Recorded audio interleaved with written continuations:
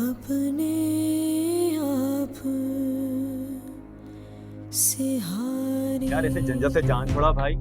कभी फोन नहीं उठा रही, कभी मान नहीं रही है, कभी घर पे ताला पड़ा हुआ है। दफा कर यार, मट्टी डाल ऐसी लड़की पर। लेकिन तू कौन सी वाली इद्दत का पूछ रही है? बेवा वाली या तलाक के बाद वाली? जब होश आ ही गया है खाला तो तलाक के बाद वाली ही पूछ रही हूँ। बस बेटा, अल्लाह को यही मंजूर था।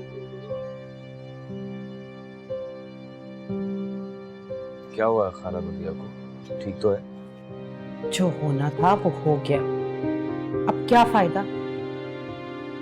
कैसी किस्मत लेकर पैदा हुई हूँ मैं, जो चाहा था वो सब मिला और सिर्फ 2 लम्हे के